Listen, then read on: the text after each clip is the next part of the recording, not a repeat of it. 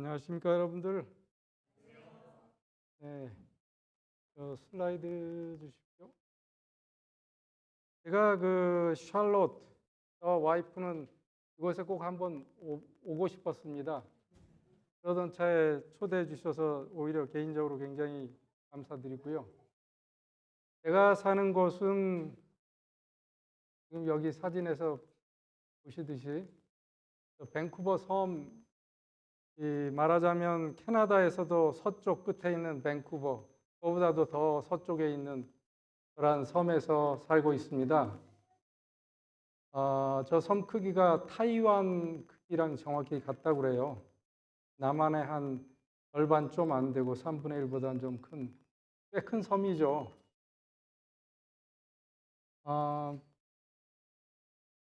제가 샬롯에 오기 전에 샬롯에 대해서 어떤 곳인가 알아보니까는 여기는 뱅크 오브 아메리카, 그다음에 아메리칸 에어라인의 헤드쿼터가 있는 곳, 그리고 어느 도시보다도 신교도 프로테스탄트가 많이 자리 잡았던 곳, 그걸 보면서 제가 속으로 여기가 바로 트루 아메리카다 라는 생각을 하고, 어젯밤 11시에 비행기가 랜딩을 하면서 창밖으로 쳐다보고, 또 어젯밤 오늘 또 길거리를 다니면서 느낀 첫 소감은 깨끗하다. 근데 역시 깨끗한 곳에 사시는 여러분들은 참 깨끗해 보이십니다. 그래서 저도 마음이 이번 기회에 며칠이지만 있으면서 깨끗해지기를 바랍니다. 불과 4번의 강의 가지고 여러분들에게 제가 감히 건강 장수의 비결을 논하려고 하는데, 여러분들 어떻게 생각하세요? 이게 가능할까요? 저는 저의 어떤 철학도 아니고 저의 주관이 아니고 바로 최신 과학적인 근거를 가지고 여러분들과 얘기를 나누려고 하는데요. 여러분들 한번 서론으로 질문을 제가 해드릴게요. 무엇이 우리 인생의 운명을 가름합니까? 건강에 관한 무엇일까요, 그게? 네, 이제 초이스를 둘로 좁혀서 유전자인가요? 아니면 우리의 생활 습관인가요? 둘 다. 고맙습니다. 대부분이 생활 습관이라고 얘기하시니까 저는 이제 돌아가야 될 것 같은데. 벌써부터 정답을 다 알고 계시면 제가 무슨 얘기를 하겠어요. 하지만 모든 사람들이, 사실은 많은 사람들이 마음속에 유전자를 버릴 수가 없어요. 아시다시피 20세기가 맞춰갈 무렵에 이 인류 과학이 만들어낸 가장 큰 업적 중에 하나가 뭡니까?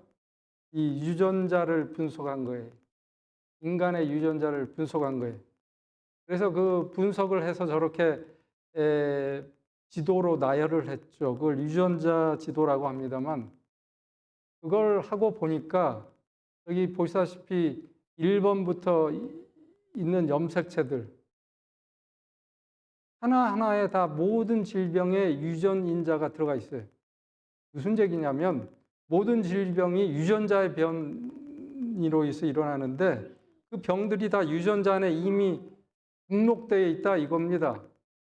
그런데 누구는 어떤 병에 걸리고 누구는 평생 그런 병에 걸리지 않고 사는가? 사실은 이 지놈 프로젝트라고 하는 이 거대한 이 과학적인 어치브먼트가 끝날 때쯤에 과학자들은 그렇게 생각했어요. 이제 우리는 모든 병을 다 고칠 수 있게 됐어. 왜냐하면 유전자만 바꾸면 되니까요. 암에서도 유전자만 바꾸면 암이 감기 났듯이 없어지게 돼 있어요. 그렇기 때문에 유전자를 우리가 극복한 이상 이제 모든 병은 해결할 수 있겠구나 했는데, 알고 보니까 유전자가 고정돼 있지 않더라는 것이죠. 유전자는 전기불처럼 꺼지는 때가 있으면 켜지는 때가 있어요. 우리가 영원히 그 스위치를 끌 수도 있고 영원히 켜둘 수도 있어요. 그거를 다룬 학문이 바로 유전학이 20세기를 거치면서 정점을 찍었다면 21세기 들어서 생긴 학문이 바로 후생 유전학, 영어로는 에피제네틱스라고 하는 학문이에요. 그 에피라는 말이 말하듯이 에피는 뭐냐면 주변이라는 뜻이에요. 껍데기. 근데 그 에피가 말하듯이 그 유전자의 주변에 어떤 환경이 그 유전자를 펴기도 하고 끄기도 하는가, 그걸 연구하는 겁니다. 이제 한국말로는 후생 유전학, 그러니까 태어나고 난 다음에 일어나는 유전의 변화를 공부하는 학문이죠. 그 유전학에 대한 후생 유전학이 바로 이 그림 하나로 다 해결이 되는 거예요. 그걸 제가 여러분들에게 알기 쉽게 설명드리겠습니다. 이제 컵이 두 개가 있어요. 물이 담겨져 있어요. 여러분들 보시기에 오른쪽에 컵에 물이 높죠. 그 얘기는 왜 그래요? 어떤 질병의 유전자들이 그 사람은 태어날 때보다 부모에게 더 많이 가지고 태어났기 때문에 그래요. 우리가 이렇게 가정을 합시다. 살면서 우리의 생활 습관, 나쁜 환경, 어떤 정신적인 스트레스, 그 다음에 사회적인 지위, 뭐 이런 거에 따라서 우리의 이 생활 요인이 달라지겠죠. 그러면서 그런 나쁜 요인이 들어갈수록 그 물은 점점 높아지고 더 물의 레벨이 컵을 넘치는 순간 병이 걸리는 걸로 가정합시다. 그렇다면 여기서 두 사람이 똑같이 태어났을 때 한 사람의 왼쪽 사람에 비해서 오른쪽 사람은 병에 걸릴 확률이 이미 높은 데서 시작하고 있어요. 그렇다고 해서 오른쪽에 있는 사람들은 그 병에 다 걸리는가 하면 그게 아니죠. 결국은요, 무슨 얘기를 하려고 하냐면 후생 유전학에서 얘기하고 있는 습관, 라이프 스타일, 좋은 습관, 나쁜 습관 얘기입니다.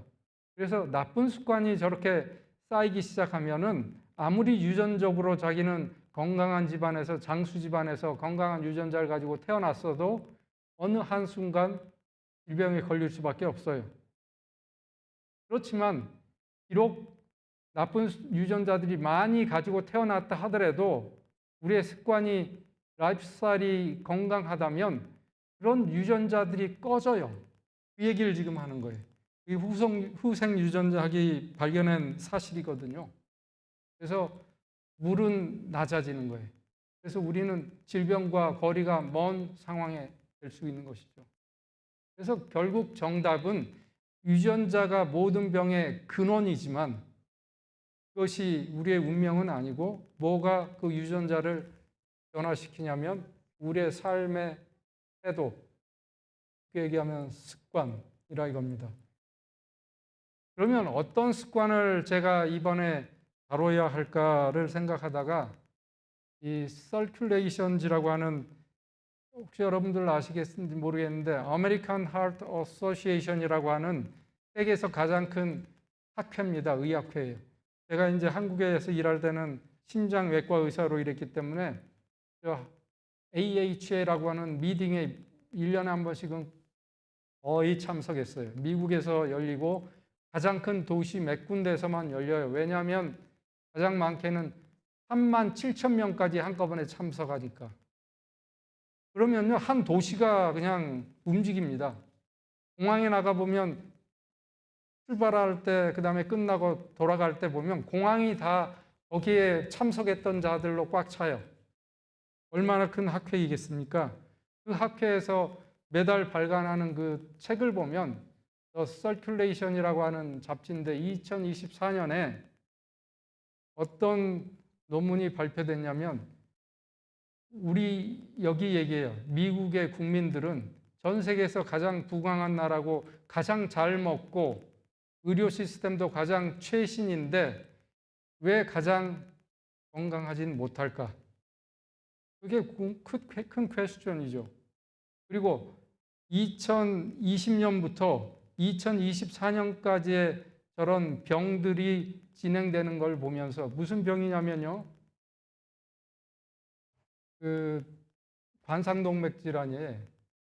그다음에 그 스트로크, 그다음에 하트 페일리어, 그다음에는 atrial fibrillation이라고 심방세동, 저런 심장의 병들, 심장혈관의 병들이 점점 증가하는 거예요. 그래서 2050년이 됐을 때는 저런 식으로 많아질 거라는 프로젝션, 그러니까 예측 그래프를 그릴 수가 있었다 이겁니다. 근데 그것만 보면은 아, 그런가 보다 하겠는데 사실은 그게 결론이 아니고요. 그런 것을 주도하는 세 가지 나쁜 건강 습관이 거기에 있었다는 것이죠. 그것은 뭐냐면 가장 나쁘게는 poor diet, 그러니까 건강하지 못한 식생활. 그 다음에는 두 번째가 여러분들이 별로 생각하지 못하셨겠지만 inadequate sleep, 적절치 못한 수면, 수면이 부족할 수도 있고 수면을 제때 하지 않고 낮에 한다든지 너무 늦게 한다든지 그런 얘기고요. 그 다음에는 운동. 사실은 그 칼로리 개념이 나온 다음에 운동은 국민들이 많이 하고 있어요. 그래서 운동이 그렇게 나빠지진 않음에도 불구하고 어쨌든 이 운동의 효과가 그렇게 좋지는 않은 것 같습니다. 그래서 결국은 이 세 가지가 미국 국민들의 2050년도에 그만큼 많은 사람들이 심혈관 질환으로 죽기 때문에 그게 어떻게 보면 미국 건강의 운명과도 같은 것이다. 그것을 조절할 수 있는 게 바로 세 가지 습관이라 이겁니다. 그래서 오늘은 제가 이번에 이 세 가지를 다루면서 맨 먼저 음식에 대해서 말씀을 드리겠어요. 어떤 음식을 어떻게 먹어야 할까? 이게 이제 퀘스천이죠. 먼저 이제 무엇을 먹을까?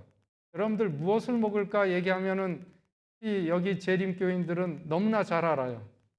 근데 뭘 먹어야 되는지 이미 정답이 나와 있어요.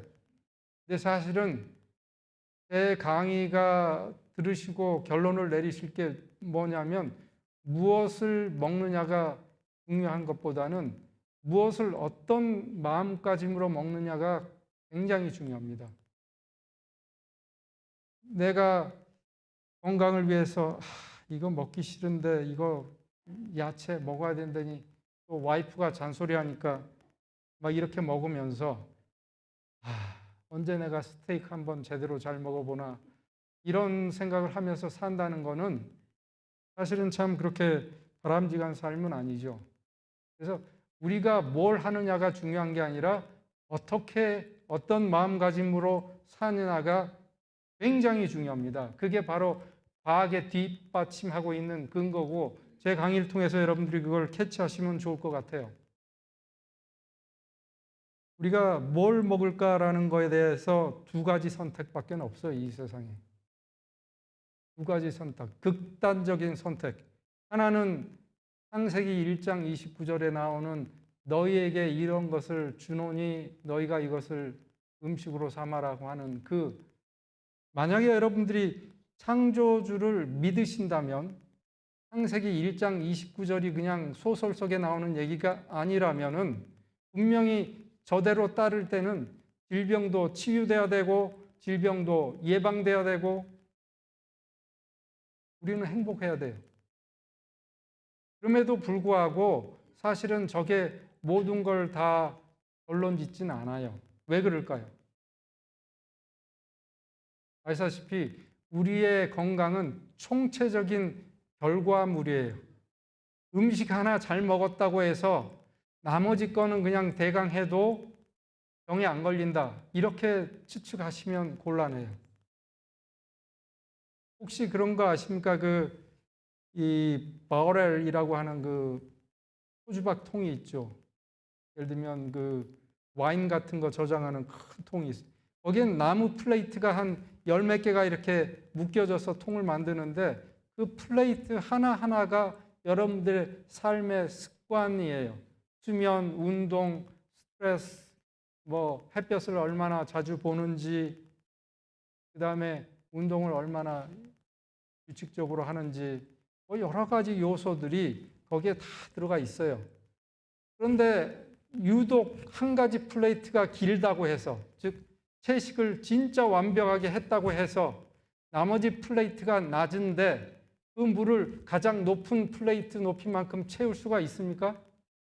없어요. 그 종합적인 면에서 우리가 건강을 생각을 해야지, 나는 이것을 하나 함으로 내가 건강해야지야 된다라고 생각하시면 굉장한 오해세요. 두 번째는 이게 건강에 좋은 음식이라고 했었으니까 나는 이것을 기필코 먹어야 된다고 자기 자신과 싸우시면 안 돼요.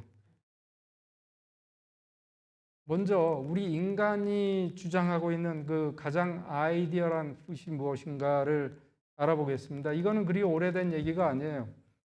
세계 두 번의 대전이 지나면서 사실은 2차 대전 때 가장 큰 이 숙제가, 영양학자들의 숙제가 뭐였냐면 어떻게 하면 청소년들을 건강하게 빨리 키워서 이런 전시에 싸움을 잘할 수 있게 할 것인가. 그런 논문이 있어요, 사실은. 그래서 영양학자들이 그때부터 연구를 합니다. 어떤 음식을 어떻게 먹어야 뼈가 튼튼해지고 키가 크고 근육이 더 생길 수 있을까? 소위 말해서 전시 상황에서는 우리가 인간의 가장 1번 아이디어란 에스펙트가 뭐라고 그래요? 신체 건강이라고 따졌던 때예요. 소위 말해서 군인을 어떻게 양성할 수 있느냐가 관건이었기 때문에 그런 논문이 나올 수밖에 없죠. 그런 영향으로 인해서 결국은 미국이 1900년대 초에 저런 끝 피라미드라고 하는 아주 인간이 먹을 수 있는 가장 아이디어란 이상 식단을 고안합니다. 여기 그림에서 보시면 여기에 나오는 것들은 미국민들이 옛날부터 다 먹던 것들이에요. 안 먹던 거를 집어넣은 적도 없어요. 빵을 주식으로 했고 과일, 야채를 먹어왔고 고기도 먹고 살았습니다. 우유도 마시고 치즈도 먹고 그랬죠. 그런데 이게 무엇인가 이겁니다. 왜 이게 이제 와서 문제라고 하느냐 이거예요. 무엇이냐 하면요. 매일같이 낙농품과 고기를 어느 정도씩은 꼭 먹어야 된다는 데가 문제예요. 하루쯤 안 먹어도 되죠. 하루 고기 안 먹으면 안 되나요? 아니에요. 여기서는 밸런스 다이어트. 너희가 빵을 먹었으면, 너희가 야채를 먹었으면 그만큼 고기도 먹어야 된다. 그게 밸런스다 이게. 너희는 카보하이드레이트만 가지고 살 수는 없어. 프로테인도 섭취해야 돼. 그게 밸런스야. 이런 식으로 교육을 시켰어요. 그래서 유치원생들부터 시작해서 하루에 우유를 2컵씩 먹어야 돼. 네, 그렇게 시작했습니다. 그 영향으로 우리나라에서도 급식에 우유가 기본적으로 나왔었어요.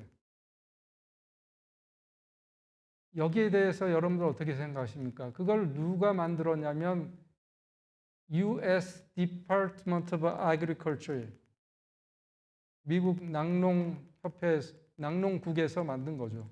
왜 만들었을까요? 사실 미국은 양쪽 그 코스탈 에어리아를 빼면 나머지 내륙 쪽은 다 낙농업이에요. 정치인들은 그 낙농업 사람들의 표를 잡고 싶어요. 그렇죠?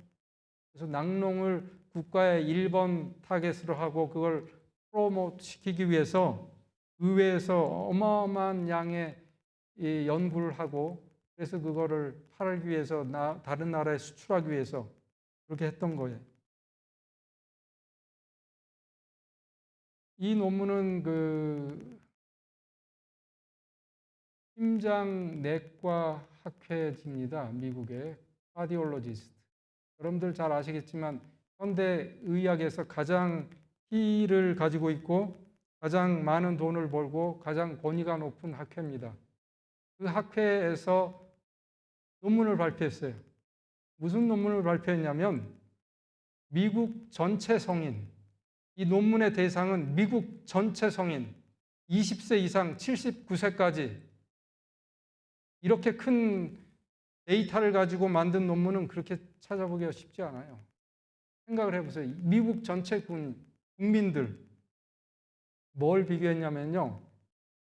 이 푸드 피라미드가 본격적으로 시작하기 전의 건강 상태와 시작하고 난 뒤에 10년이 지난 다음에 상태를 비교했어요. 어떤 일이 일어났을까요? 지금 이 아래쪽에 빨간 거는 심장, 그러니까 관상동맥 질환, 그러니까 심장마비예요. 심장마비가 이렇게 가파르게 증가했죠. 그다음에 이거는 중풍이죠, 스트로크. 그다음에 이건 당뇨병이에요. 왜 밸런스드 다이어트, 카보하이드레이트보다는 프로테인을 먹였는데 왜 당뇨병은 많아지고 왜 심장마비로 사람들은 그렇게 죽어가느냐가. 그런데 아이러니컬하게 그 기간 동안에 국민들은 어떻게 했어요? 담배도 더 많이 끊었어요. 담배 흡연율이 확 줄었어요. 그다음에 뭐예요? 콜레스테롤도 떨어졌어요. 그다음에 혈압 조절도 더 잘했어요. 이거는 혈압 컨트롤 레이트예요. 이 세 가지 인자가 이 아래 있는 두 가지 병의 직접적인 원인인데, 직접적인 원인 세 개는 굉장히 좋아졌음에도 불구하고 왜 심장마비는 가파르게 증가하고 왜 사람들은 중풍으로 더 죽는가, 이겁니다. 달라진 거라고는 뭐가 있어요? 한 10년 동안에 시행해온 아이디어란 푸드 피라미드. 이런 논문이 발표되자 미국 정부는 그 피라미드를 바꿔요. 어떻게 바꾸냐면 마이 피라미드. 왜 마이 피라미드가 됐어요? 이 요지는 그겁니다. 너의 건강은 네가 책임져. 정부는 너희들에게 잘 먹여줬으면 이제부터는 거기에 상응하는 운동을 해야 돼. 결국은 운동 부족.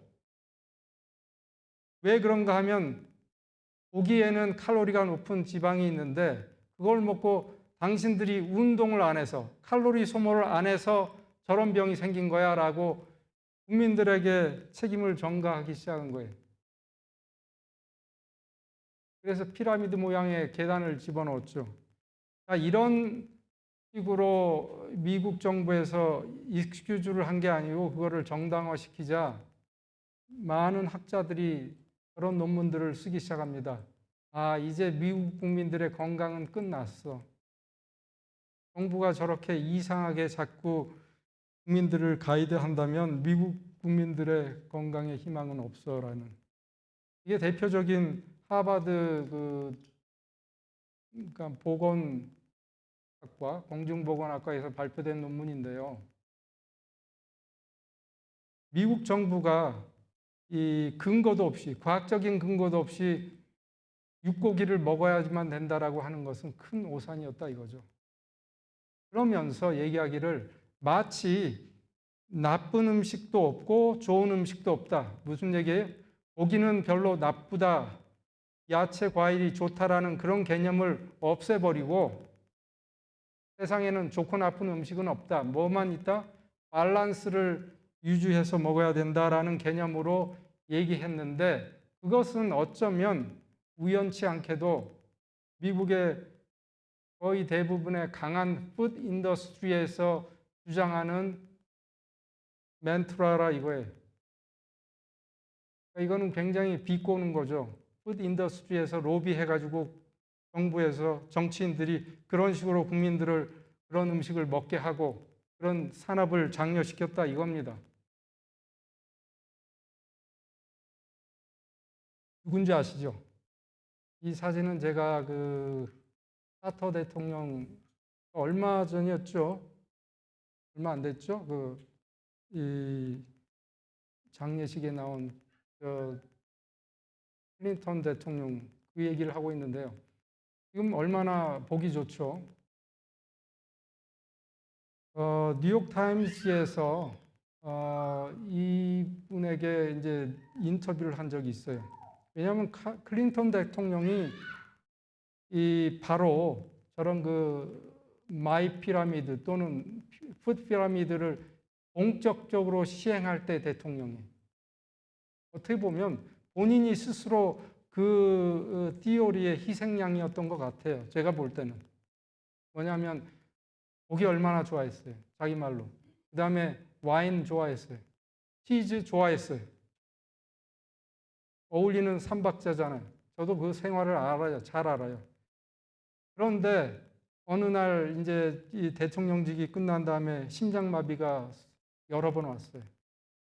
스텐트도 놓고 그다음에 심장 쿼드러플 바이패스도 했고 그다음에 또 스텐트도 놓고 제가 그런 스토리를 읽으면서 아, 이분이 대통령이 아니었으면 아마 진작 돌아가셨을 거야. 왜냐하면 최고의 엘리트, 최고의 의사들이 달라붙어서 살렸어요. 근데 이분이 이 똑똑하다고 스마트하다고 제가 생각하는 게 자기의 과오를 알아요. 그래서 그거를 완전히 바꿉니다. 그래서 여기에 나오잖아요. 나는 이제 이 우유도 안 마셔. 그리고 그랬더니 고기도 끊고 했더니 몸무게가 24파운드가 빠지고 나의 대학생 때 체형으로 바뀌면서 나는 이제 건강해. 그 얘기예요. 근데 그 아이디어를 바로 이 책, The China Study라고 하는 이 책을 읽고 내가 결심하게 됐다고 기자에게 얘기하고 그걸로 인해서 저 책은 베스트셀러가 됐어요. 저도 이제 그거를 읽고 저 책을 구입했어요. 여러분들 제발 사지 마세요. 읽지 마세요. 너무 지루한 책이에요. 저거는 이 코넬 대학과 옥스퍼드 대학의 그 영양학자들이 1980년대 들어서 미국 국민들의 자꾸 뚱뚱해지고 심장마비, 스트로크 이런 게 많아지니까 어떻게 해서 국민들이 이렇게 못 사는 아프리카 사람보다도 건강하지 못하는가? 거기에 원인이 음식에 있다라고 생각을 하고 굉장히 큰 프로젝트를 기획을 합니다. 그래가지고 그 프로젝트는 이 돈이 많이 들고 하기 때문에 미국 의회에다가 그거를 신청을 해요. 미국 의회에서 그걸 기각했죠. 리젝트했어요. 왜요? 그 리젝트한 그 문서를 보면은 그렇게 나와요. 당신들은 이 스터디를 미국 영토에서 할 수 없다. 어디까지 포함해서요? 하와이, 괌, 사이판을 포함해서 어느 미국 영토에서도 이런 프로젝트는 시행할 수 없다라고 얘기해요. 왜 그랬을까요? 그게 바로 미국 정부가 주도하기 시작하던 그 푸드피라미드하고 너무나 대치되는 이론이기 때문에 그래요.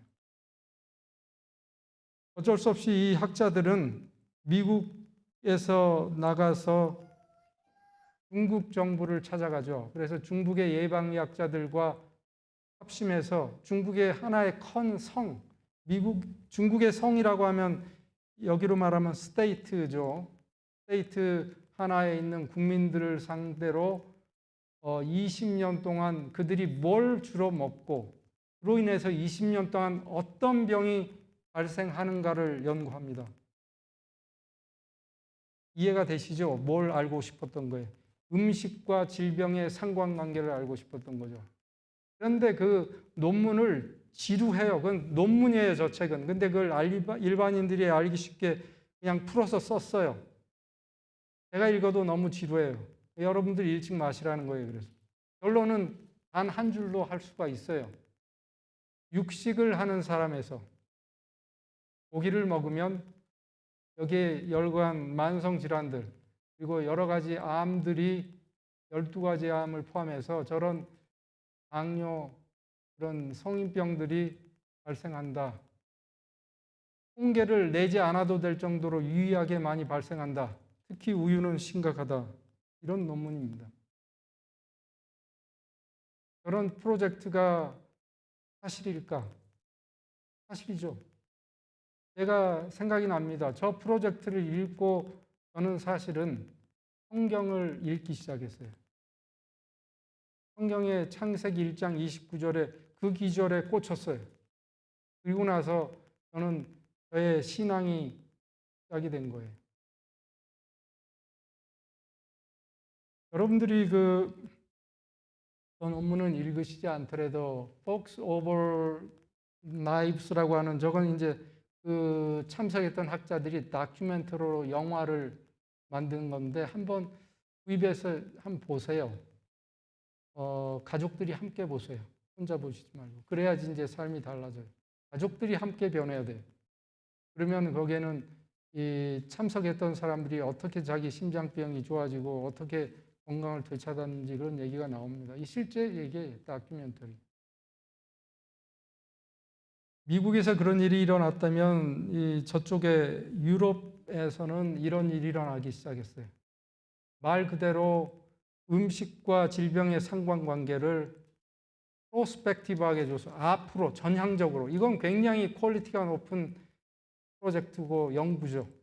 그래가지고 유럽에 10개 나라가 참석을 하고 유럽 전역에 23개 센터를 건립하고요.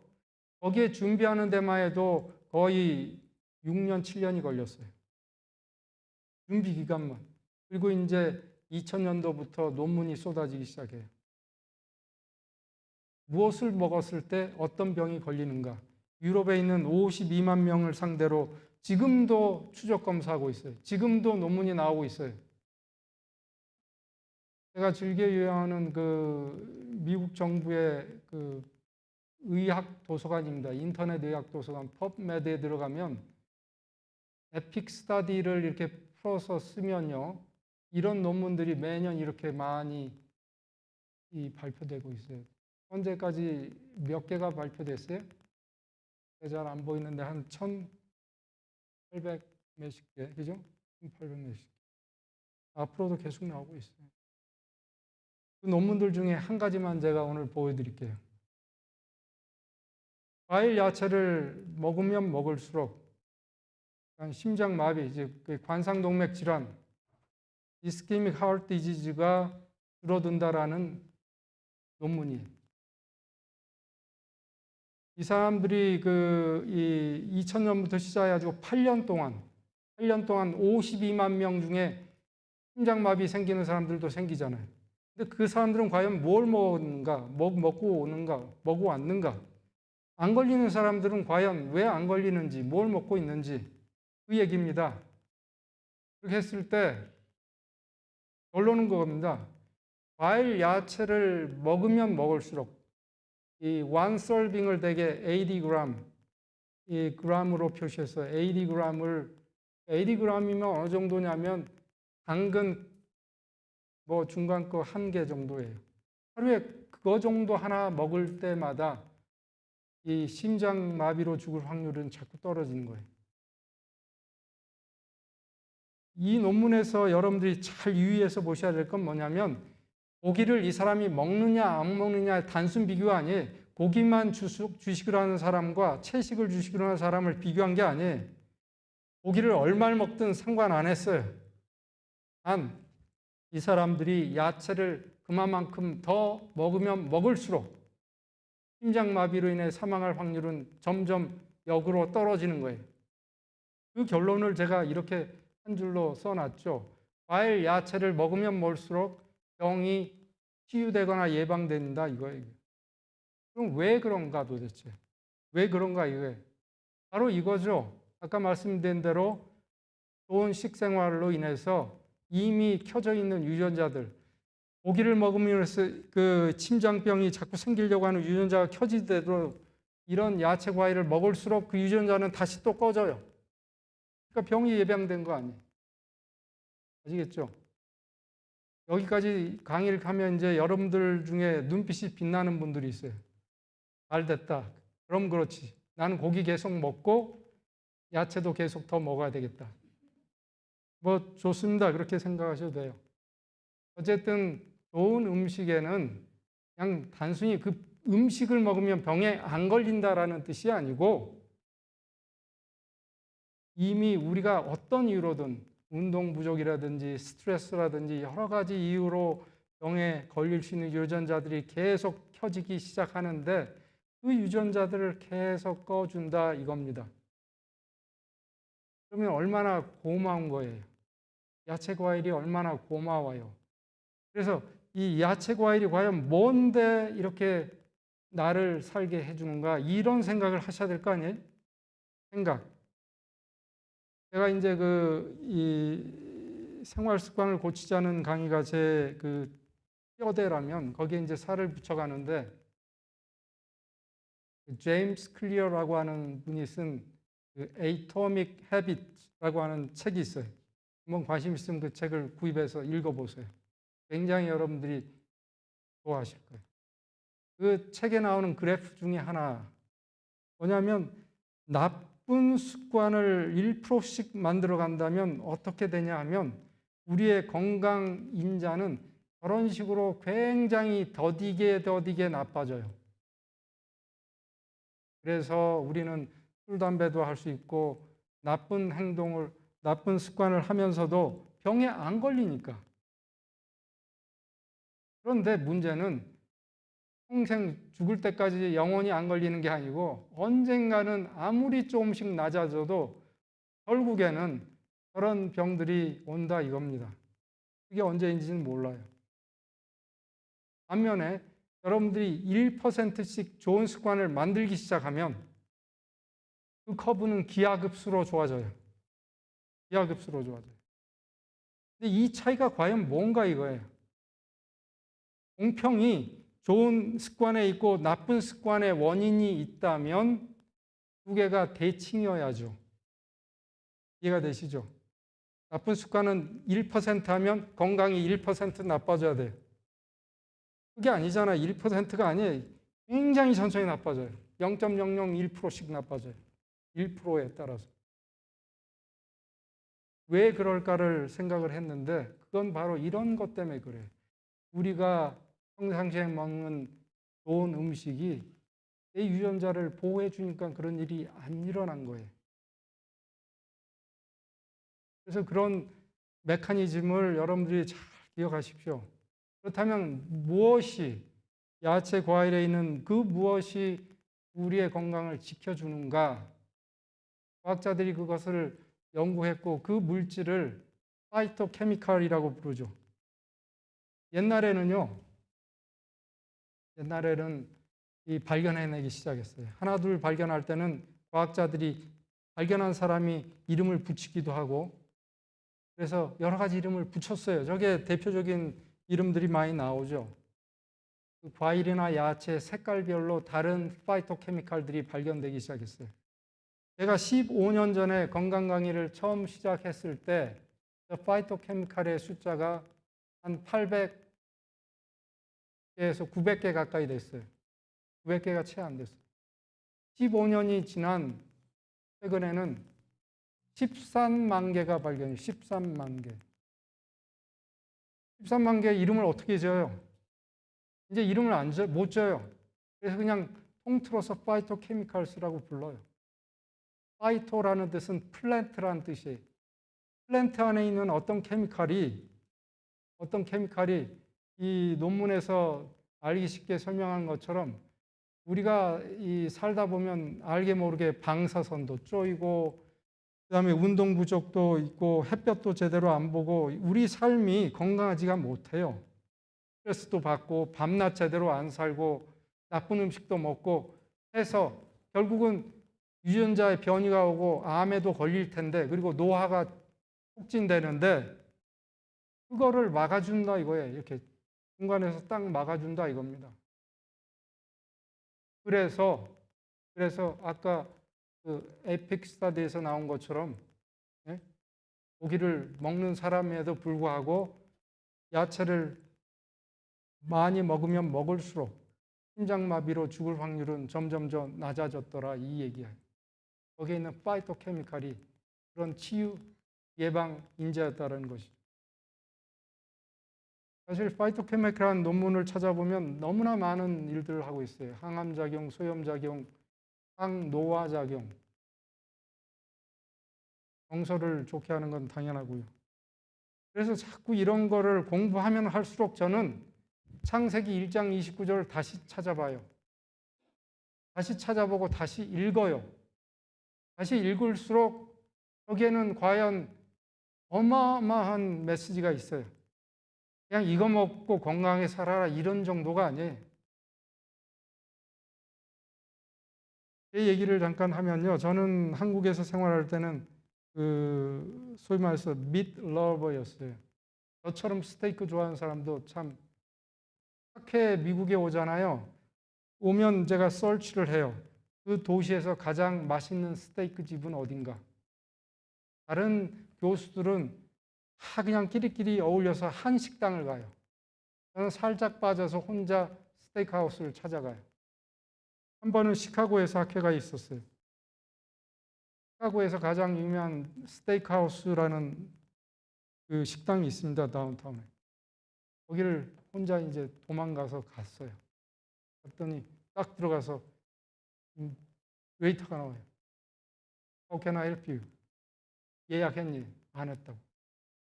그랬더니 대단히 미안한데 우리가 자리가 없다고. 내가 사실은 내가 한국에서부터 이거 먹으려고 왔다. 이 웨이터도 이제 갑자기 당황이 되는 거예요. 그러면서 하는 말이 사실은 우리가 부킹이 언제 끝나냐면 되게 뭐 몇 년 전에 하는 사람도 있고 최소한 3개월 전에 대부분 부킹이 끝난다. 저를 이제 위로해 주는 거죠. 이게 얘기가 왔다 갔다 하니까 지배인이 왔어요. 무슨 일이니? 똑같은 얘기 했어요. 나 한국에서 당신들 스테이크 먹고 싶어서 왔다. 자리가 없다고 그런다. 웨이터가 이러다가 1초 주저하더니 저를 끌고 들어갔어요. 어디로 갔어요? 자기 사무실로.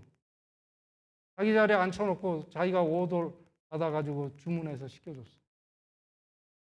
그만큼 저는 스테이크 러버였어요. 아시겠죠? 그러면. 그래서 제가 이제 밴쿠버에 와서 살면서 이런 건강 강의를 하면서 이런 이별을 받아들이면서 속으로 딜레마가 생기는 거예요. 나는 스테이크를 그렇게 사랑하면서 좋아하는 정도 아니면서 사랑하면서 어떻게 여러분들한테 고기 먹지 마세요 이 얘기할 수 있어요? 그건 못하죠. 근데 이제 고민을 했어요. 고민을 했어요. 지금 같았으면 간단히 기도를 하고 끝냈을 것 같은데 그때는 그렇게 기도도 하지 않았을 때니까 고민을 하죠. 갈등이 있어요. 그러다가 어느 날 정광석화 같은 생각이 저의 머리에 들어요. 네가 야채를 먼저 먹어봐. 먹어보고 나서 스테이크를 끊든지 말든지 하면 될 거 아니야. 아까 어떤 분이 그 생각하셨잖아요. 비록 고기를 먹더라도 야채 과일을 많이 먹으면 심장마비로 죽을 확률이 줄어드니까 그것부터 좀 해보자. 그리고 이제 야채 과일을 많이 먹기 시작하면서 오래오래 씹기 시작해요. 제 습관이 안 변하니까 와이프에게 얘기하고 와이프에게 저의 음식 먹는 씹는 횟수를 지적도 해주고 이렇게 이제 하다가 보니까 습관이 점점 바뀌기 시작합니다. 어느 날이요, 저희 옆집에서 바베큐를 하고 있는데 어느 날이에요. 그게 한 3년이 지났을 거예요. 그 냄새가 너무 좋았던 그 냄새가 역해졌어요. 어느 날이에요. 그 뭐 그냥 갑자기 생긴 거예요. 내가 왜 이러지? 그다음부터는 자연히 포스코에서 제일 좋은 트리플 A를 찾으러 다니지 않게 되고 우리 집에 냉동실에 냉장실에 있는 고기들이 다 바닥을 보기 시작하고 새로 사진 않게 되는 거예요. 그러면 이제 이런 얘기를 하면 꼭 어떤 분들이 저에게 물어요. 손 박사님 그럼 고기 안 드세요? 예, 주시면 잘 먹을게요. 그냥 제 발로 찾아가서 먹지는 않아요. 아시겠죠? 안 먹는 거예요. 아니 당기지가 않아요. 왜 그럴까요? 야채가 너무나 맛있어서. 저는 사실 이 비빔밥 이런 거 할 때도 고추장을 전혀 안 넣으려고 해요. 왜 그러냐면 그 야채 하나하나에서 오는 그 플레이버, 오래 씹을 때 오는 그 맛, 그 맛이 좋으니까 그 맛을 더 느끼고 싶은 거고 야채 과일을 먹는 상상을 하면 입에서 침이 돌아요. 옛날에는 스테이크 먹는 생각할 때 침이 돌았었거든요. 제가 이제 환자들이 이렇게 얘기하죠. 여러분들 남자들이 가끔 바람이 나기도 하는데 와이프를 사랑하면 딴 여자가 보이지 않습니다. 와이프 사랑하는 걸 먼저 해야지 바람 안 피우는 데다가 목적을 두지 마세요. 무슨 얘기냐면 야채 과일을 즐거운 마음으로 잘 먹는 거에 포커스를 즐거운 마음으로 얘기해요. 의무감이 아니에요. 즐거운 마음으로 먹기 시작하고 그게 감사하게 느껴지면 고기는요 저절로 싫어져요. 그건 따라오는 결과지 그게 목적이 아니에요. 고기 안 먹는 게 목적이 아니에요. 고기 얼마든지 드세요. 저도 지금도 어느 집에서 초청했는데 의사 친구가 하나 초청했는데 자기가 스테이크를 잘한다 그러면서 얼마나 신이 나서 요리해 왔는데 제가 거기다 대고 이러겠어요. 디스커스 해가면서 얼마나 잘 먹겠어요. 하지만 그것뿐이에요. 흥미로운 사실은 이 하나님이 인간에게만 주신 게 아니고 동물들에게도 푸른 풀을 먹이로 주셨고 그 이후로 6천 년 동안 동물들은 풀을 먹고 살아야 동물들이 어느 날 스트라이크 해가지고 우리도 스테이크를 달라 이러지 않잖아요. 그렇게 먹는 동물들, 야생 동물들에게는 그런 병이 없죠. 동물의 수명이 점점 짧아지나요? 물론 짧아질 수도 있겠죠. 다른 요인 때문에. 최소한 음식 때문에 병들어 죽지는 않아요. 오로지 인간만이 머리 쓰고 장깨 부리고 맛에 탐닉하고 하면서 진짜 자기의 와이프에 대한 사랑을 잊었어요. 그러고 나면 눈에 보이는 게 다 유혹밖에 없어요. 두 번째는 어떻게 먹을 것인가. 제가 시간이 많지 않은 관계로 이제 빨리빨리 끝내겠습니다. 오래 씹기 얘기를 하려고 합니다. 이 사람들이 저도 마찬가지지만 옛날에는 이 병균, 세균과 병균을 구분 못했던 때가 있어요. 세균은 다 균은 나쁜 거다, 해로운 거고 다 위험하다. 이 논문에서 보면요, 우리가 태어날 때 여러분들 아기들이 이 두 가지 방법으로 태어나죠. 대양절개 C섹션으로 태어나느냐 아니면 노멀 델리버리냐. 그 아이들의 운명이 어떻게 바뀌는지에 대한 소아과 의사들의 논문이 어마어마하게 많아요. 즉 대양절개로 태어난 아이들은 왠지 빌빌해요. 감염도 잘 걸리고 이 자가 면역 질환도 많고 왜 그런지 몰라요. 그 원인을 찾던 중에 발견된 게 이겁니다. 정상분만을 하는 아이들은 그 엄마의 그 산도를 통과할 때 길게는 몇 시간 동안 그 안에서 얼마나 힘들어합니까? 엄마도 힘들어하지만 아이도 호흡을 막 이제 안 해도 되지만 이제 호흡이 시작돼요. 그러면서 그 안에 있는 그 분비물을 다 막 삼키기도 하고 코로 입으로 다 들어가는 거예요. 근데 엄마의 산도에 있는 균이 가장 중요한 게 락토바실러스 유산균이 있어요. 그게 아기에게 처음 들어가는 거예요. 아기는 자궁에 있을 때는 무균 상태로 살아왔죠. 10개월 동안. 이 세상에 나오면서 처음 만나는 균이 좋은 균이에요. 친구도 좋은 친구 만나면 좋은 친구 따라 강남 갈 수 있는 거예요. 똑같은 거예요. 이 아이는 좋은 균을 만나서 좋은 균에 의해서 건강하게 살 확률이 높아요. 반면에 C섹션을 한 아이는 어느 균이 먼저 갈까요? 산부인과 의사가 C섹션을 하고 아이를 꺼낼 때까지는 무균 상태예요. 이거를 신생아실에 나온 간호사에게 넘겨주는 순간 그 간호사는 장갑은 꼈지만 그거는 스테로이드라는 장갑이 아니죠. 그 간호사의 피부에 있는 포도상 유균이 대부분 아이에게 먼저 가요. 그래서 건강이 달라지는 길을 간다. 이 얘기를 하는 거예요. 그 다음에 다이어트. 신생아가 뭘 먹어요? 엄마의 젖을 먹어요? 우유를 먹어요? 둘 중에 하나죠. 거기에 따라서 또 다른 균이 이제 번성하기 시작해요. 물론 성인이 돼가면서 우리 먹는 음식에 따라서 균이 달라진다. 이 얘기예요. 이런 논문이 나오면서부터 많은 논문들이 제가 시간이 없어서 다 생략했습니다만 많은 논문들이 온갖 질병이 다 그 균들에 의해서 생기기도 하고 안 생기기도 하더라. 이 얘기입니다. 2010년도에 제가 건강 강의를 시작할 때 이 야채 과일에 뭐가 있을까? 섬유소가 있죠. 파이버. 파이버가 왜 좋은가? 건강에. 그 논문을 찾다가 찾은 대표적인 논문이에요.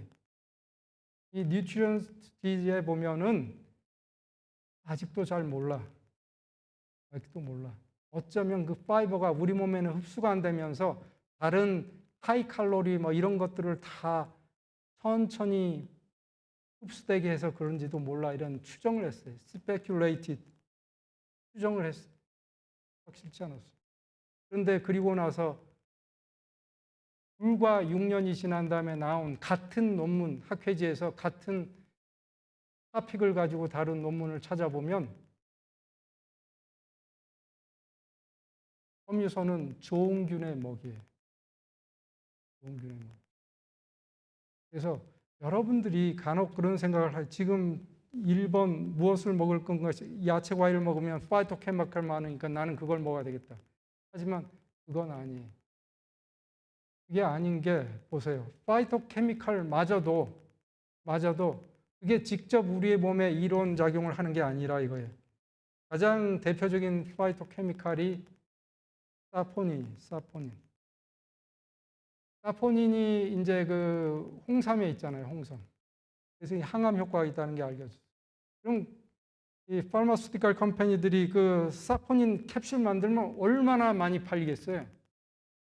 그래서 이 프릴리미너리 스타디를 하면서 이 건강한 사람들을 이제 지원받아서 이 홍삼을 먹입니다. 그리고 피에서 사포닌을 검출하고 홍삼을 얼만큼 먹었을 때 사포닌의 혈중 농도가 어느 정도 되는가, 그 정도가 됐을 때 어떤 효과가 있을까를 연구하는 첫 번째 실험을 하다가 끝났어요. 홍삼을 먹였는데 사포닌이 피 속에 안 나와요. 이거 어떻게 된 거예요, 이게? 알아봤더니 그 사포닌은 우리가 이용하는 게 아니고 우리 몸속에 있는 좋은 균이 그 사포닌을 먹어요. 그리고는 어떤 극소수의 케미칼을 만들어내는 거예요. 그 세균들이. 그 물질이 항암 효과가 있는 거예요. 그래서 그 프로젝트는 백지화됐어요. 그걸 만들 수가 없어요. 대량 생산할 수가 없어요.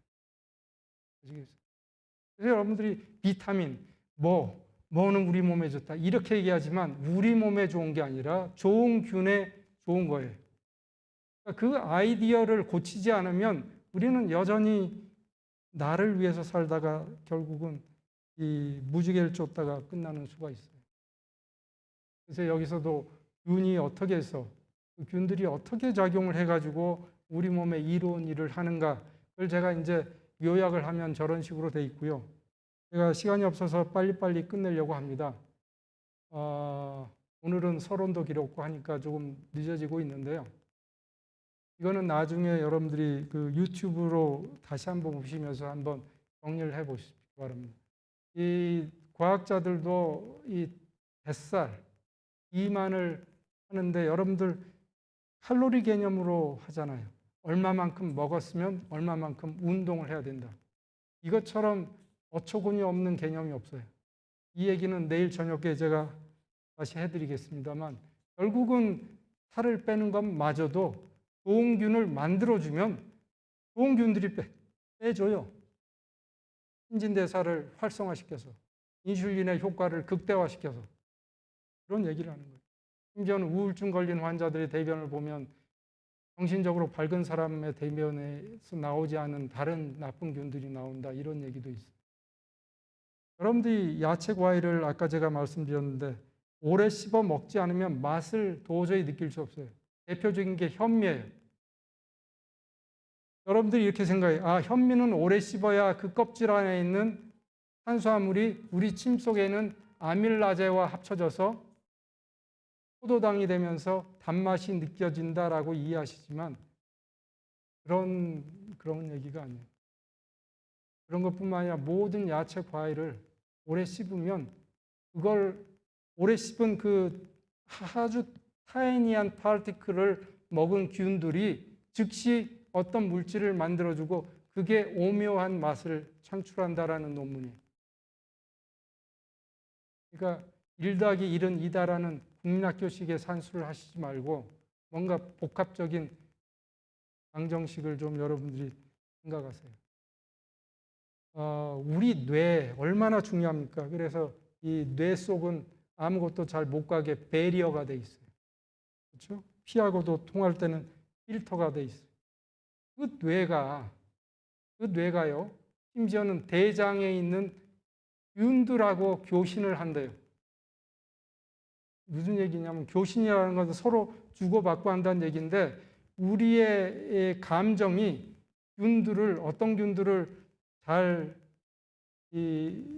리프로듀스 되게 하고 어떤 균들은 억제할 수도 있어요. 반면에 어떤 균들은 우리 기분을 아주 좋게 만들기도 하고 우울하게 만들 수도 있다. 이 얘기를 하는 거예요. 서로 영향을 준다. 사실은 뭐 많은 논문들이 저런 대장에 있는 균들이 소장에 있는 균들이 뭐 세로토닌 그다음에 노르에피네프린 또는 뭐 도파민 같은 우리의 쾌락, 쾌감, 안정감 이런 걸 느끼게 해주는 호르몬들을 뇌에서보다 더 많이 만들어낸다는 거예요. 인간이 그래서 신경 뉴로 트랜스미터를 뇌에서 만든다고 생각하는데 그게 아니라 장에서 더 많이 만들어져요. 누가 만들어요? 균들이. 바이타민들도 균들이 다 만들어져요. 그래서 바로 그 뇌를까지도 컨트롤할 수 있는 그 세균들은 누가 먹여 살려야 되는가 이 얘기입니다. 이걸 여러분들이 스스로 반문해 보세요. 저절로 사는가? 저절로. 이제 KBS의 그 다큐멘터리 중에 옛날부터 장수하는 프로그램이 뭡니까?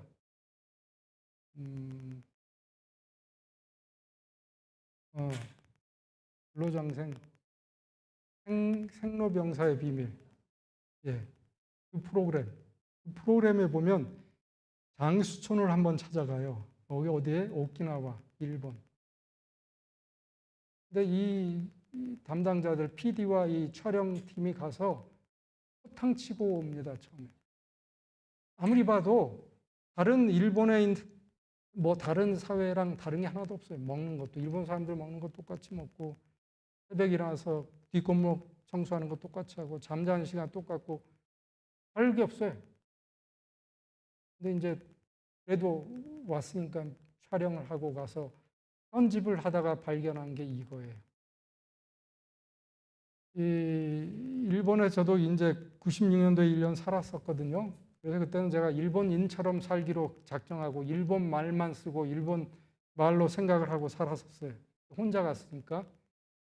그래서 이제 일본 문화를 많이 공부를 했는데 이 노인들 밥 먹는 거 진짜 하나의 예식입니다. 일본 사람들은 다리 꼬고 앉아서 희덕거리고 밥 먹는, 물론 젊은이들은 그럴지 몰라도 어느 정도 성인 이상은 절대 그렇지 않아요. 절대로. 앉는 자세도 고쳐. 심지어는 모든 국민들이 밥을 먹기 전에 뭐라고 얘기해요?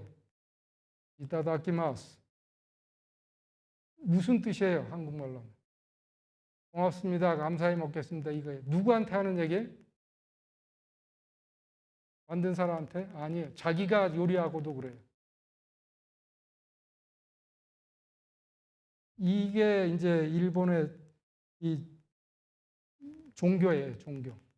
아시다시피 일본은요, 종교가 없다고 할 수도 있지만 다신교. 그러니까 모든 물체가 다 신이에요. 쉽게 얘기하면 자기가 먹고 있는 저 음식도 신입니다. 쌀, 알도 신이고요. 콩 다 신이에요. 그러니까 뭐 하고 있는 거예요, 지금? 자기가 신을 먹는 거예요. 그래서 그 밥한테 인사하는 거예요. 신에게. 내가 당신을 먹음으로 나는 건강하게 살게 됐으니 고맙습니다 하는 얘기예요. 네? 그게 종교예요. 기도하는 거예요, 지금. 그런 의미가 많이 퇴색돼서 일본인들마저도 그걸 모르지만 그거를 찾아가다 보면은 그 일본의 그 이 덕장이라고 할 수 있는 그 도쿠가와 이에야스, 이 사람은 일본을 천하통일하고 난 후에 2대째, 여기서는 3대째라고 나옵니다만 그 일본의 이 그 왕이라고 할 이 쇼군이죠, 쇼군인데 이 쇼군이 가지고 있던 철학이 있었어요. 일본에서 내려오는 다신교 그런 종교를 이제 국민들에게 교육을 시키면서 당신들이 먹는 음식은 여러분들의 신을 먹는데 경거망동하지 말고 함부로 삼키지 마라. 그래서 48번씩 씹고 삼켜라 해요. 그래서 자기 자신의 종들도 신하들도 48번 안 씹고 삼키는 게 발각되면 그대로 파이어. 그만큼 모든 국민들이 그렇게 강조했어요. 그 결과 어떻게 됐어요? 그 결과 일본은 세계적으로 아주 유명한 장수 국가가 됐었어요. 언제까지요? 2차 대전이 발발하기 전까지, 일본이 패망하기 전까지. 일본이 패망하고 난 다음에 원자폭탄 2방에 온 나라가 결단났어요. 그 많은 전비를 조달 안 하고 국민들은 완전히 거지가 다 있었어요. 거기서 다시 일어날 때 국민들은요, 어떻게 밥을 먹었을까요? 48번 씻고 앉아 있어요? 아니에요. 그래서 나온 게 우동이에요. 우동. 역전 앞 우동. 이제 모든 일본의 도로망은 다 역으로 통해져 있어요. 우리나라의 지하철만큼이나 더 역으로 있어요. 그래서 역에서 내려서 항상 출근하고 퇴근하고 하는데 그 역 앞에는 꼭 우동이 있고 그 우동으로 아침을 때우고 하는 거예요. 또 그 우동으로 저녁을 때우고 들어오고 하는 거예요. 밤낮 일을 하면서. 그 우동은 어떻게 먹어요? 서서 먹어요. 앉을 자리도 없어요. 어떻게 먹어요? 마셔요. 그 결과 일본은 위암, 스토막 캔서의 킹덤이 돼요. 어느 날. 아시겠어요? 그리고 치매가 가장 높아지는 나라가 돼요. 갑자기. 안 씹고. 그래서 결국은 일본이 전 세계 내시경은 독일에서 만들었지만 일본이 실용화해서 일본에서 모든 회사들이 다 내시경을 만들어 팔죠. 펜탁스, 미놀타 뭐 할 거 없이 많은 회사들이 대부분 일본이고 저의 스승들 중에 내시경 잘하시는 분들은 100% 일본 가서 배워오신 분들이에요. 그만큼 위암의 왕국이 됐어요. 무슨 차예요? 씹느냐 안 씹느냐 차예요. 아시겠죠?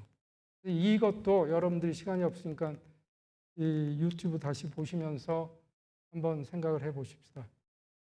어떤 사람이 이제 꿈속에 지옥을 갔어요. 지옥에 갔더니 사람들이 삐쩍 말라 있고 피골이 앙살하는데 그냥 악만 남아 있어요. 손에 보니까 큰 숟가락이 달려 있어요. 그걸 뗄 수가 없어요. 그걸로 멀리 있는 밥을 퍼가지고 입에 넣으려고 그러는데 하나도 안 들어가요. 다 뒤로 날아가요. 근데 이분이 꿈속에서 천당을 가봤어요. 똑같은 조건인데 천당에 사는 사람들은 희덕거리고 농담하고 웃고 얼굴이 너무 좋아요. 어떻게 먹고 있어요? 건너편 사람을 먹여주고 있어요, 서로. 이 차이의 개념이 뭔지 아시겠죠? 여러분들이 내가 뭘 먹고 내가 건강하겠다는 그 아이디어는 여러분들을 지옥으로 만들어요. 지금 내가 이걸 먹어가지고 어떻게 할 거예요? 나를 위해서 사는 좋은 균들, 이름도 모르는 그 균들에게 먹여줘야 되겠다고. 그래서 마치 여러분들이 사랑하는 자식을 꼭꼭 씹어서 이유식을 시키듯이 오래 씹을 때 엄마가 아이 귀찮아 이거 뭐 이러면서 씹던가요? 사랑이 뚝뚝 떨어지면서 씹죠. 그런 마음가짐으로 여러분들이 음식을 씹어 드시면 그게 바로 천당이 되는 거예요. 그래서 음식을 먹을 때는 골고루, 왜냐하면 아까 보셨죠? 파이토케미칼이 색깔별로 다 있어요. 색깔별. 그다음에 잘 씹어서 날 것으로 가급적이면, 그다음에 즐거운 마음으로. 날 것이라는 말은 껍데기도 먹을 수 있으면 껍데기가 굉장히 많은 파이토케미칼이 많아요. 컨센트레이션 돼 있어요. 우리는 뭐를 중요시해요? 텍스처. 내 입맛에 소프트해야 돼요. 달기만 하면 돼요. 그러니까 껍데기 다 까버리죠. 어쨌든 저 골잘 날질이라는 거를 좀 배우시고, 마지막 이제 몇 기장 안 남았습니다. 현대로 갈수록 집에도 운동기구가 있고 뭘 어떻게 해야지 이 건강하게 살 수 있다는 정보가 유튜브에서는 그렇게 넘쳐나는데 우리의 몸은 어느 쪽으로 갑니까? 오른쪽으로. 왜 그래요? 너무 많이 먹고 운동 안 해서 그래요? 이제 기초적인 우리 몸의 신진대사라고 하는 건 메타볼리즘은 뭐냐면 우리가 먹은 음식이 아무리 많든 그거를 핸들링 할 수 있어야 돼요. 그래가지고 그걸 저장을 해야 돼요. 우리는 며칠 안 먹어도 살 수 있잖아요. 그 저장을 어디다 해요? 간 또는 간 또는 근육에 하는 게 신진대사의 일이고 그게 간을 비롯해서 췌장이나 다른 장기들이 오고 그렇게 신진대사가 가장 높은 때가 아침에 저녁이 되면 신진대사가 거의 없어져요. 반면에 우리의 삶은 신진대사가 왕성할 때는 굶어요. 신진대사가 하나도 없을 때는 먹어야 끼기 시작해요. 그때부터. 환자들에게 이런 얘기를 하면 Dr. Son, where is the quality of my life? 나는 하루 종일 뼈 빠지게 새벽부터 나와서 일하고 저녁 때 와서 한 끼 제대로 먹고자 하는데 당신은 감히 그거마저 못 먹게 하느냐. 그 퀄리티 오브 라이프가 어디에 있을까요? 그래서 이제 우울증에 빠지고 몸은 저렇게 나빠지고 과연 이게 왜 그럴까요? 우리가 우리의 피지올로지에 따라서 살지 못해서 그래요. 무슨 얘기냐면 음식을 먹는 건 타이밍이 있어요. 우리 몸이 그렇게 만들어졌고 우리는 지구에서 살고 있어요. 그렇죠? 지구에서. 그 지구는 태양계에 속해 있어요. 태양의 움직임, 태양이 우리를 돌고 있지만 우리가 태양을 돌고 있지만 어쨌든 태양의 움직임에 의해서 밤과 낮이 바뀌면서 거기에 의해서 우리의 모든 생리작용이 다 호르몬이 다 달라져요. 이 얘기는 이제 토요일 날 아침에 수면 얘기할 때 또 좀 자세히 말씀드리겠습니다. 결론은 언제 식사를 주로 하느냐에 따라서 몸이 저렇게 달라져요. 많이 먹고 적게 먹고가 아니에요. 운동하고 적게 하고 물론 영향을 주지만 그게 직접 원인이 아니에요. 이 논문을 하나 보시고 여러분들이 오늘 밤에 아주 기막힌 논문입니다. 뭐냐면 아까 제가 말씀드렸어요. 어떤 분들은요. 그러면 태어나면서부터 부모들이 다 이래요. 부모들이. 자식도 이래요. 근데 그런 분들은요. 조금만 잘못 생활하면 이 BMI, 체질량 지수가 막 저렇게 30을 훌쩍 넘어요, 그냥. 그걸 뭐라 그러냐면 폴리제닉, 그러니까 폴리라는 것은 많다는 뜻이고 제닉이라는 것은 제네틱스 또는 타고난, 선천적으로 타고난 비만 인자가 굉장히 많은 사람들, 여기서 하이라고 표시된 이 맨 윗줄은 생활이 조금만 나빠지면 참 불공평하죠. 부모들 때문에. 근데 반대로 생각합시다. 이런 분들이 밀타임, 주로 언제 주식을 먹느냐? 아침에 많이 먹는다면, 그래서 하루 먹는 시간의 평균을 최대한 낮에 가까운 시간으로 땡겨 놓으면 BMI가 가파르게 떨어져요.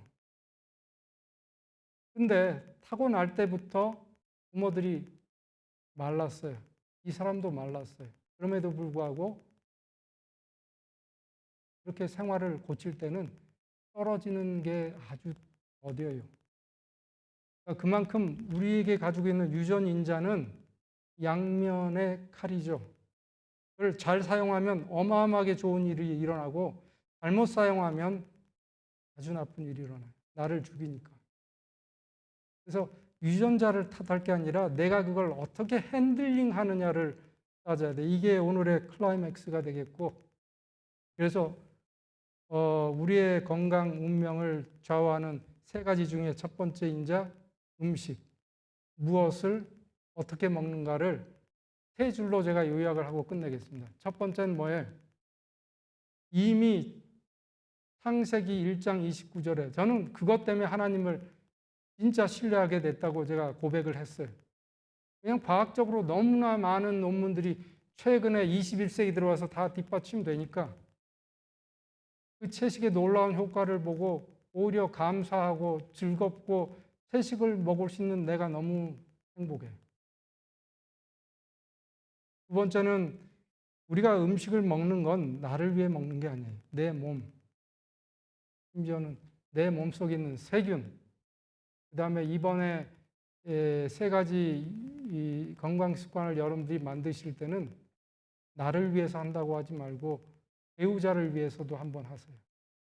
나를 위해서 한다고 하면 어려워요. 근데 배우자를 생각해서 내가 건강하게 살아서 치매 안 걸림으로, 내가 암에 안 걸림으로, 내가 심장마비에 안 걸림으로 내 와이프에게, 내 남편에게 짐이 되지 않아야 되겠다라고 생각을 하시면 더 쉽게 모티브가 생길 수 있어요. 그런 식으로 우리 인생이 돌아가게 돼 있어요. 그렇게 창조주가 만들어 놨고 우리 신체는 그렇게 돌아가니까. 마지막으로 지구에서 살고 있는 우리는 태양의 움직임에 따라서 거기에 맞는 피지올로지에 따라서 생활을 해야 돼요. 그게 바로 아침은 가장 많이, 저녁은 거의 안 먹는 쪽으로. 그래서 이 세 가지 메시지를 생각하시면서 이렇게 말도 많고 탈도 많은 음식에 관한 거는 여러분들 유튜브 한번 보세요. 평생을 봐도 어떻게 그렇게 기가 막힌 타이틀들이 나오는지 모르지만 거기에는 결단코 여러분들을 건강으로 해결해 줄 수가 없습니다. 예수님은 우리 지상에 와서 인간하고 똑같이 사셨죠. 그러면서 그분이 뭘 알겠어요? 뭘 보셨겠어요? 사람들이 이걸 먹어야지 건강하고 이걸 먹어야지 장수하고 그 당시에도 그랬던 거예요. 그랬더니 예수님이 뭐라고 하셨어요? 목숨이 음식보다 중요하지 아니하냐 이랬는데 당연히 목숨이 음식보다 중요하죠. 근데 맥락을 한글 성경으로는 도저히 이해가 안 가요. 뭐 당연한 말씀을 하고 계신가? 제가 영어 성경으로 읽어보니까 이렇게 돼 있어요. 산다는 게 먹고 사는 게 다는 아니지 않느냐 이 얘기. 여러분들 우리가 사는 게 먹고 살려고 사는 거 아니잖아요. 그러면 우리가 사는 진정한 이유는 뭘까요? 왜 우리는 건강하게 살아야 되고 왜 우리는 건강을 위해서 우리의 삶을 바꾸고 습관을 바꿔야 될까요? 왜 그런가요? 거기에는 다 남을 위한 거예요. 남을 위해서 사는 그 마음을 가질 때 우리 삶이 태도가 달라져요. 그래서 오늘 이런 이 철학적인 개념을 여러분들이 오늘 밤 집에 가시면은 좀 한번 곰곰이 생각해 보시고 내일 다시 뵙기를 바라겠습니다. 내일은 빨리 끝나도록 하겠습니다. 감사합니다. 그럼 기도하고